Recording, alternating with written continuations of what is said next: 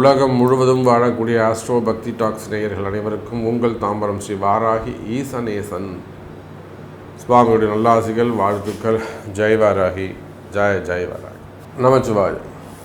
August மாத ராசி பலன். இந்த ஆகஸ்ட் மாதத்தை பொறுத்தவரையிலும் முதல்ல கிரக அமைப்புகளை பார்த்துடுவோம். சூரிய பகவான் ஆட்சி பலம் பெறுகிறார். ஆகஸ்ட் 15ஆம் தேதியிலிருந்து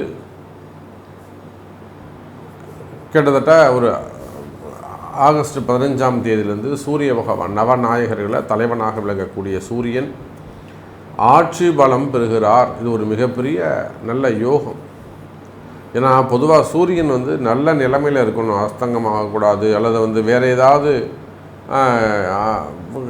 தீமையான ராகுவோட சேர்றது, செவ்வாயோட சேர்றது, இந்த மாதிரி சூரியன் கெட்டு போகாமல் இருக்கணும். அப்போ தான் அந்த மாதம் நமக்கு நல்லா இருக்கும். அப்படி பார்க்கின்ற பொழுது இந்த ஆகஸ்ட் 15 தேதி கிட்ட சூரிய பகவான் ஆட்சி பலம் பெறுகிறார். ரெண்டாவது மிகப்பெரிய விஷயம் என்னன்னு கேட்டிங்கன்னா, செவ்வாய் பகவான் கன்னி ராசிக்கு போயிட்டார். இப்போ செவ்வாய் கேது ஒரு தொடர்பு இருந்து வருது. அதனால தான் அங்கங்கே நிறைய விபத்துக்கள் நம்ம பார்க்குறோம். இல்லை ஒரு ஸ்கூல் வேணும்னு அடிபட்டுதுன்றோம். நார்த்து சைட்லேயும் ஒரு பெரிய விபத்து ஏற்பட்டிருக்கு, பாலம் உடைஞ்சு அப்படி சொல்லிட்டு. அப்போ இதெல்லாம் இந்த செவ்வாய்க்கு எது தான் விபத்து, அல்லது செவ்வாய் ராகு விபத்து. அப்போது விபத்துக்கள் இனி குறையும். அது மாதிரி சின்ன சின்ன ஆக்சிடென்ட் நடந்தது, நான் கீழே வந்துட்ட சாமி, வண்டியில் போனேன், அங்கே எனக்கு வண்டியில் அடிபட்டுடுச்சு, ஸோ காரில் அடிபட்டுடுது, இது மாதிரிலாம் சொல்கிறாங்க இல்லையா. அப்போ விபத்துக்கள் குறையக்கூடிய மாதம். அதே போல் இந்த செவ்வாய் கன்னிராசியில் போய்ட்டு அவர் சஞ்சாரம் செய்ய போகிறார். இங்கே சூரியன் கேது தொடர்பு ஏற்பட போகிறது. மிகப்பெரிய வகையில் அரசியல் தலைவர்களுக்கெல்லாம் கூட ஒரு நல்ல மாற்றம், முன்னேற்றம் வரக்கூடிய மாதமாகவும் இது அமையப்போகுது. அதே போல் எப்பொழுதும் போல் சனி பகவான் வக்ரகதியில் இருக்கிறார். இப்போ சனி வக்ரம் ஆயாச்சுனாக்கா தொழில் அமைப்புகள், வேலை வாய்ப்புகள்லாம் ரொம்ப கேர்ஃபுல்லாக இருக்கணும். இப்போ நிறைய பேர் புலம்புறாங்க, வேலை போயிடுச்சு சாமி, வேலை தேடுறாங்க கிடைக்கல, அப்படி இல்லைன்னா வேலை செய்கிற இடத்துல ஒரே கஷ்டமாக இருக்குது. இதெல்லாம் அந்த சனி பகவான் வக்ரம் தான் காரணம். தொழில்காரகன் சிறப்பாக இருக்கணும். அப்போ அந்த சனி பகவான் வக்ர கதியில் இருக்கிறார். இப்போ இதுக்கெல்லாம் என்ன நிவர்த்தி? சரி, அவர் அப்படி தான் இருப்பார். மேபி ஒரு டிசம்பர் மந்த் வரலையுமே கூட அவர் சனி பகவான் வக்ரகதியில் தான் இருக்க போகிறார். அப்போ அந்த 5 மாதம் சாப்பிடாமல் இருக்க முடியுமா? உயிர் வாழாமல் இருக்க முடியுமா? வேலைக்கு போகாமல் இருக்க முடியுமா? வாடகை கொடுக்காமல் இருக்க முடியுமா? உயிர் வாழ்ந்தாகணுமே. அப்போ இதுக்கு என்ன வழி, இதுக்கு என்ன சொல்யூஷன்? சனி பகவான் வக்ரகதியில் இருக்கிறாருன்னு சொல்கிறீங்க, அதனால தான் தொழில் முடக்கம், அல்லது தொழிலில் கஷ்டம்னு சொல்கிறீங்க, அல்லது தொழிலை நடத்தலாமா, விட்டுட்டு ஓடி போயிடலாமா, இல்லை எங்கேயாவது சொல்லாமல் கொள்ளாமல் ஏதாவது பண்ணிக்கலாமான்ற ஒரு சூழ்நிலை இருக்குது, அல்லது வேலையில் டஃப்னு நீங்களே சொல்கிறீங்க. இது எல்லாத்தையும் சொல்லக்கூடிய நீங்களே அதுக்கு ஒரு தீர்வும் சொல்லுங்கள் அப்படின்னாக்கா, இதைத்தான் நம்ம ப்ரீஃபாக ஒரு ராசிக்கும் தனித்தனியாக பார்க்க போகிறோம். அப்போ இந்த கிரக அமைப்புகளை கொண்டு சிம்ம சூரியன், கன்னியில் செவ்வாய், அதே போல் சனி வக்ரம், இந்த 3 கிரகங்களும் இந்த ஆகஸ்ட் மாதத்தில் மாற்றம் பெறுகின்றன. மற்றபடி இந்த ராகு கேது குரு இவங்கெல்லாம் அங்கேயே தான் இருக்காங்க. இதில் இன்னொரு பெரிய நல்ல விஷயம் என்னென்னா, குரு சுக்கிரன் இணைவு.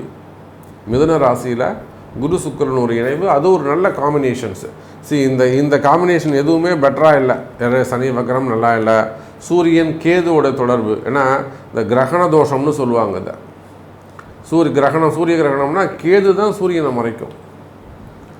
அப்போ பாருங்கள், அது கிரகண தோஷம் ஆகி போச்சு.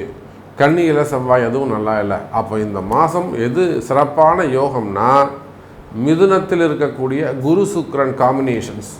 ஸோ அந்த கிரக சேர்க்கை ரொம்ப வலுவான கிரக சேர்க்கையாக, அதிர்ஷ்டமான, இன்னும் சொல்லப்போனால் நிறைய ஒரு மகாலட்சுமி யோகம், மகாலட்சுமி, அப்புறம் ஆதிலட்சுமி, அந்த மாதிரி அஷ்டலட்சுமி யோகத்தை கூட கொடுக்கக்கூடிய மாதமாக இந்த மாதம் அமையப்போகுது. ஸோ உங்கள் கவலையெல்லாம் மறையக்கூடிய மாதமாகவும் இது அமையப்போகுது. வாருங்கள், உங்கள் ராசிக்கு என்ன நடக்குதுன்னு பார்த்துருவோம். அன்பார்ந்த ரிஷப ராசி நேயர்களே, அற்புதமான கால நேரம். ரிஷபராசியை பொறுத்த வரையிலும் கிருத்திகை நட்சத்திரக்காரங்களுக்கு அற்புதமான யோகம். கிருத்திகைக்கு அற்புதமான யோகம். 4ஆம் இடத்துல சூரியன்.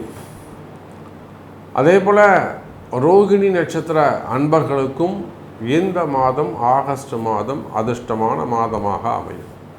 ஆனால் அந்த மிருகசீரிஷம் இருக்காங்க பார்த்தீங்களா, உடைப்பட்ட நட்சத்திரம், இந்த மிருகசீரிஷ நட்சத்திர அன்பர்கள் மட்டும் சற்று எச்சரிக்கையாக இருக்க வேண்டும். நான் அதுதான் சொன்னேன், சின்ன சின்ன விபத்துக்கள்.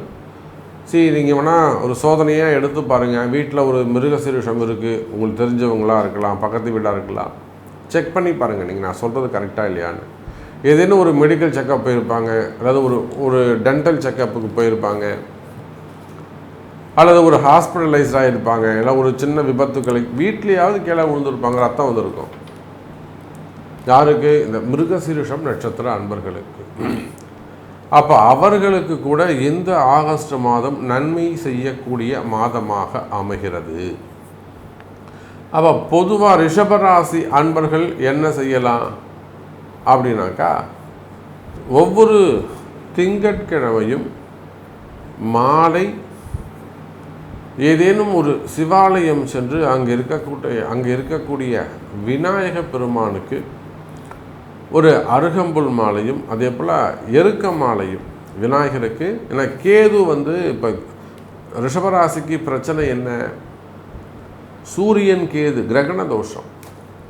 அப்போ இந்த ஆகஸ்ட் மாதம் ரிஷபராசிக்கு சிறப்பாக இருக்கணும்னா என்ன செய்யலாம்?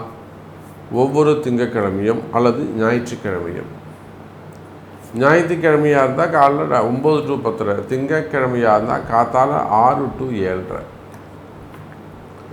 விநாயகர் பெருமானுக்கு ஒரு எருக்க மாலை சாத்தி. விநாயகர் கேது, எருக்கம் சூரியன். அப்போ அந்த சூரியன் கேது அங்கே வந்துட்டாங்களா? இப்போ உங்களுக்கு 4ஆம் இடம் சுகஸ்தானம் பாதிக்கப்படாமல் போயிட்டு சுகம் கிடைக்குமா? இவ்வளோதாங்க. இதை மாதிரி எளிமையான பரிகாரங்கள் செய்வீர்களே ஆனால் உலகம் முழுவதும் வாழக்கூடிய எனதருமை ரிஷப ராசி அன்பர்களே, இந்த ஆகஸ்ட் மாதம் கை கொடுக்கும். அதோட ஒரு தீபம் ஏற்றுங்க. அவங்களுக்கு மிகவும் பிடித்தமான சக்கரை அன்னம் செய்யுங்க, இல்லைன்னா கோதுமை அன்னம், கோதுமை உப்புமா செய்யுங்க, இல்லை கோதுமை கேசரி பண்ணுங்க. அப்படி இல்லைன்னா சப்பாத்தி பண்ணுங்க. அழகாக ஒரு 100 சப்பாத்தி ஆர்டர் பண்ணுங்க, கூட ஒரு சைட் டிஷ் வச்சு ஆளுக்கு ஒன்று கொடுங்க பிளேட்டில். இதெல்லாம் நல்ல கை கொடுக்கக்கூடிய பரிகாரங்களாக உங்களுக்கு அமையும். அப்போ ரிஷபராசி நேயர்களே, 4ஆம் இடத்தில் இருக்கக்கூடிய அந்த சூரியன் கேது கூட உங்களுக்கு இந்த மாதம் மிகப்பெரிய யோகத்தை அதிர்ஷ்டத்தை செய்வார்கள். சார், கேது நினைச்சார்னா உங்களுக்கு ராஜ யோகத்தை கொடுப்பார். பெரிய பெரிய அரசியல் தலைவர்களுடைய தொடர்பு, அவர்களோடு நெருங்கி பழகக்கூடிய வாய்ப்பு. நீங்கள் ஏற்கனவே ஒரு பெரிய ஃபேமிலியாக தான் இருக்கீங்க, நல்ல நண்பர்களாக தான் இருக்கீங்க. அப்போ அவங்கள வச்சு உங்களுக்கு ஒரு ஆதாயம், புரியுதுங்களா? அவங்கள வச்சு ஏதோ ஒரு தொழில் பண்ணுற மாதிரி ஒரு ஆதாயம், இல்லை அவங்கள வச்சு ஒரு வருமானம், ஒரு அடையாளம், வேலை வாய்ப்பு, மெயினாக ஒரு பிரயோஜனமாக இருக்கணும். ஒருத்தர் கீழே இருக்கணும், அடிமையாக இருக்கணும். இது அடிமையாக இருக்கலாம், ஆனால் அதுக்கு ஒரு ஆதாயம் இருக்கணும். சும்மா இருக்கக்கூடாது, வெட்டியாக இருக்கக்கூடாது. அப்படி ஒரு அடிமைத்தனம் வாழணும்னு அப்படி நம்ம சாமிக்கு அப்படி இருந்தால் கூட புண்ணியம் கிடைக்கும். தெய்வத்துக்கே கூட நம்ம அடிமையாக இருக்கலாம், ஆனால் அதில் ஒரு ஆதாயம், நமக்கு ஒரு புண்ணியம் கிடைக்கும். அப்போ எங்கேயுமே வெட்டியாக இருக்கக்கூடாது. அப்போ ரிஷபராசி அன்பர்களே, மிகப்பெரிய மனிதர்களுடைய தொடர்புகள் உங்களுக்கு ஏற்படும். அதை வச்சு நீங்கள் ஆதாயம் தேடிக்கொள்ள வேண்டிய மாதமாக இந்த மாதம் அமைகிறது. 2ஆம் இடத்துல இருக்கக்கூடிய சுக்கிரன் குரு சார், அது ஒரு மிகப்பெரிய மகாலட்சுமி யோகம் சார். அதுதான் பதிவின் ஆரம்பத்தில் சொன்னேன், அஷ்டலட்சுமி யோகம்னு. இதைத்தான் சாமி நான் சொன்னேன். ராசிநாதன் சுக்கிரன் 2ஆம் இடத்துல தனஸ்தானத்தில் சார். அங்கே போய் பார்த்தா பெரிய ஆச்சரியம், ரிசர்வ் பேங்கே அங்கே தான் உட்காந்துருக்கு சார்.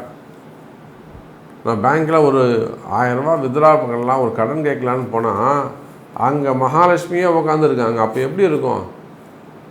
அவங்க நம்ம கொடுக்கவே வேணாம், மகாலட்சுமியை பார்த்தோன்னே நம்ம பிரச்சனையெல்லாம் தீர்ந்துடும்.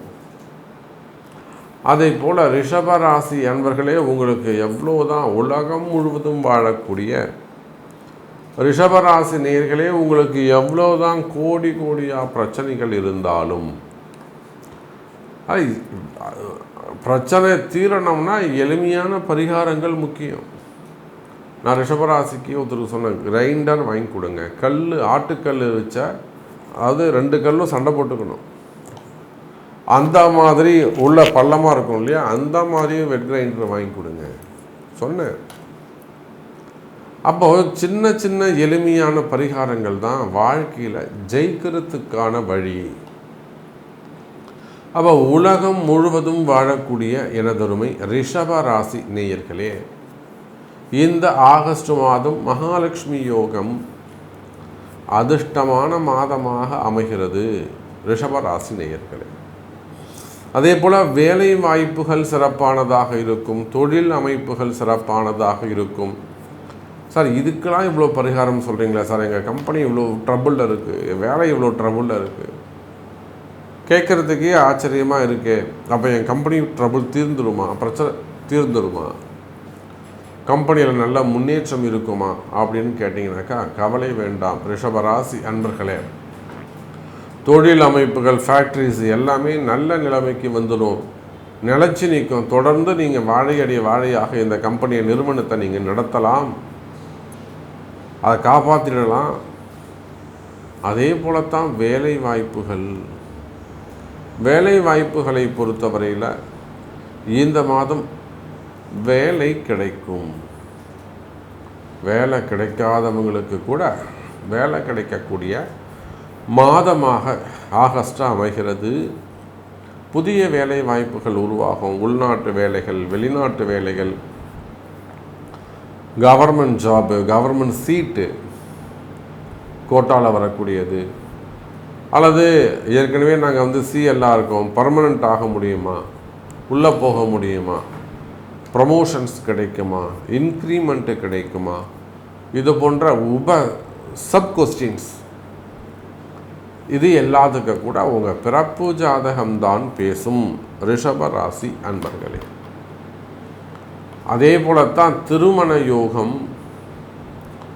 நிறைய ரிஷபராசி அன்பர்கள் இந்த காதல் திருமணங்கள் பார்த்துட்டு, அல்லது ரொம்ப நாளாக கல்யாணம் ஆகாமல் கல்யாணம் தடைபடுவது, மெயினாக ஸ்ட்ரகிளிங் தான். மேரேஜில் வரக்கூடிய, திருமணத்தில் வரக்கூடிய தடைகள், தடங்கல்கள். அப்போ திருமண தடைகள் இருக்குமே, ஆனால் ரிஷபராசி என்பர்களே திருமண தடைகள் விலகும். தள்ளி போன திருமணம், தட்டி போன திருமணம், நின்று போன திருமணங்கள், காதல் திருமணங்கள், இவையெல்லாம் கை கூடுவதற்கு வாய்ப்புகள் உண்டு. அப்படியே எதுவும் உங்களுக்கு மேட்சிங் இல்லாமல் இருக்குது அப்படின்னா கூட கவலைப்படாதீங்க. அதுக்கு என்ன நம்ம பரிகாரம் பண்ண முடியும் அப்படிங்கிறத நம்ம பார்ப்போம். அப்போ திருமண யோகங்கள் கைகூடும். அதே போலத்தான் குழந்தை பாக்கியம். இன்றைக்கி நிறைய பெற்றோர்கள் ஐவிஎஃப்க்கு நம்பி போகிறாங்க.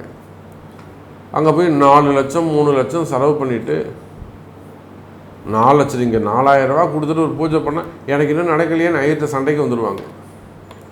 அங்கே 4 லட்ச ரூபா கொடுத்துட்டு கடன் வாங்கி வட்டிக்கு வாங்கி கொடுப்பாங்க ஏழை தாய்மார்கள். ஆனால் அவங்கள்ட்ட கடைசியில் சக்ஸஸ் ஆகலை அப்படின்ட்டு வாங்க. புரியுதா? 15 நாள் படுக்க வச்சு டெய்லி உடம்பு பூரா ஊசி, கடைசியில் சக்ஸஸ் ஆகலை. ஐயா, இதெல்லாம் நீங்கள் முன்கூட்டி ஐவிஎஃப் பண்ணுறதுக்கு முன்னாடி நீங்கள் இதெல்லாம் பார்க்கணும். அப்போ தான் அது நடக்கும். அதுக்கான கால நேரங்கள் இருக்கா, இப்போ நம்ம செலவு பண்ணலாமா, முன்கூட்டி தெரிஞ்சுக்கணும். அப்போ குழந்தை பாக்கியத்திற்கான வாய்ப்புகள் உண்டு. ஸோ எப்படி பார்த்தாலும் இந்த ஆகஸ்ட் மாதம் ரிஷபராசிக்கு சிறப்பான மாதமாக அமைகிறது. உங்களுடைய கேள்விகளுக்கு உங்கள் பிறப்பு ஜாதகம்தான் பேசும். நன்றி, நமச்சிவாயம். ஜெய் வராகி, ஜெய் ஜெய் வராகி.